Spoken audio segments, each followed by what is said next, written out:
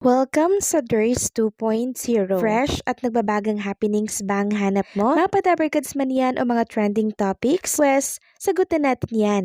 Kaya naman isubscribe nyo na ang ating channel para sa mga nagbabagang balita everyday. Welcome back again sa ating YouTube channel mga kadabarkads, and for today's video, ang pag-uusapan natin ay tungkol sa mga importanteng kaganapan sa loob at sa labas ng Itbulaga.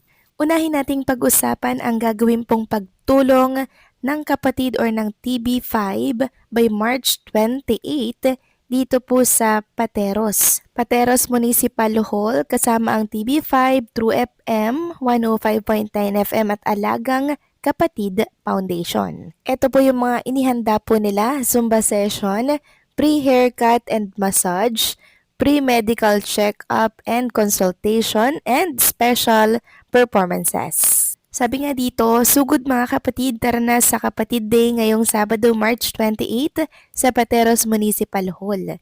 Isang buong araw ng malasakit at saya ang hatid ng TB5 True FM at Alagang Kapatid Foundation.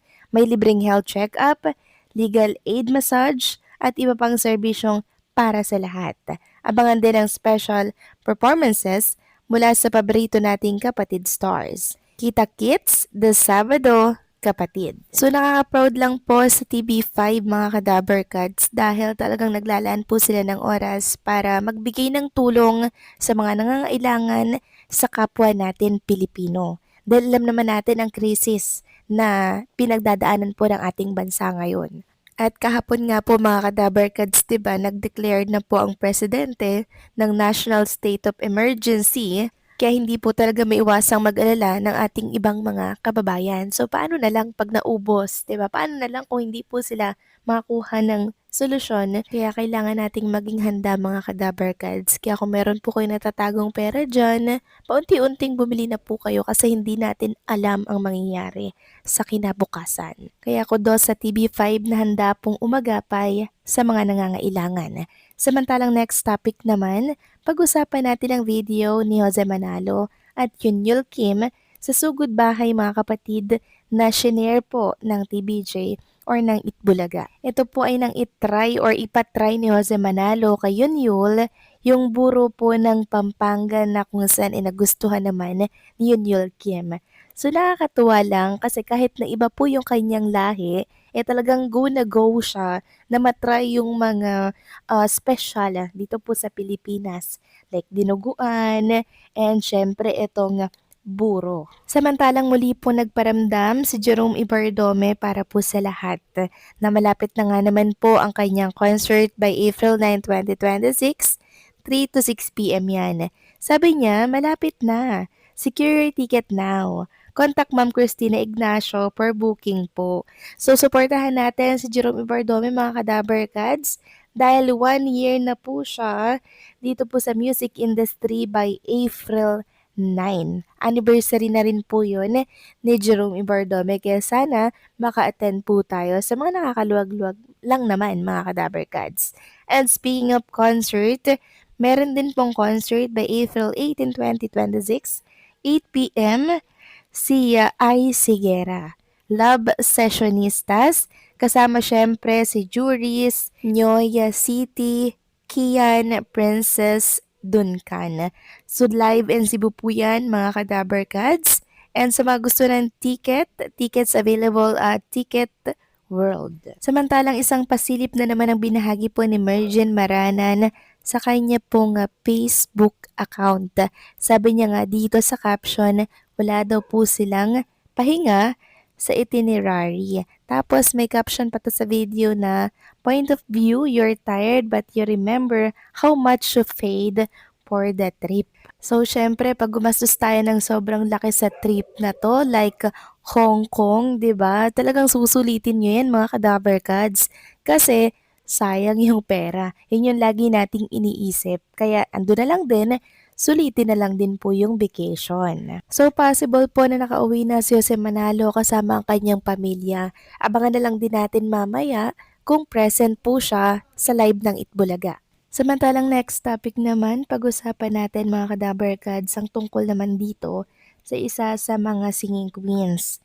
kay S. Eugene, mga kadaberkads, na kung saan meron nga po siyang shinare na video sa kanyang Facebook account na nagpo-promote po siya ng isang pagkain tapos available na daw ito sa kanyang TikTok basket. Ibig sabihin, nag-affiliate na po ngayon ang isa sa mga SQ na si SQ Jean para nga naman po meron din siyang kita kahit papaano.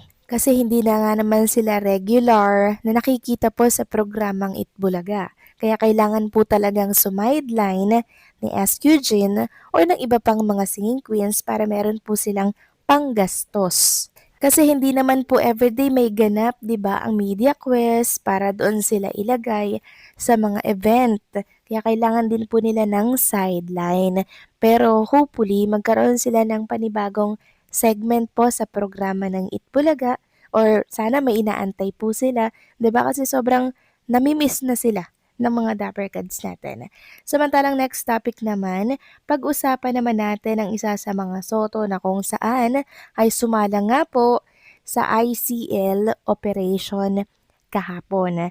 Sabi po ni Ma'am Pauline Luna Soto, amazing how I can already see so clearly just 13 hours after may ICL operation. Nagpa-opera po siya ay sa Asian Eye Institute sa trusted po na clinic ni Bossing Big Soto.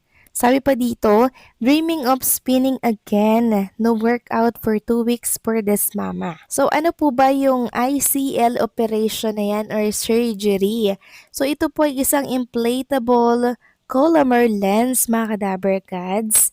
A quick 20 to 30 minutes reversible and painless procedure that inserts a soft lens behind sa iris natin to connect high nearsightedness, farsightedness, and astigmatism. Kaya kung farsighted or nearsighted tayo, pwede po yung makorek through dito sa ICL surgery na nagkakahalaga lang naman ng 150,000 pesos to 300,000 pesos per eye po yun, mga kadaberkads. Mahal talaga siya, pero may improve naman talaga yung inyong paningin, 'di ba? Yun nga lang medyo masakit sa bulsa.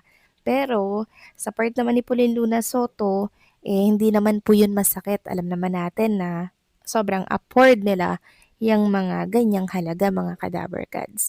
Kaya pagaling ka lang dyan, Miss Pauline Luna Soto, dahil for sure maganda naman ang outcome nito pag naka-recover ka na. No? Sa ngayon, konting tiis lang para sa iyong malinaw na mata.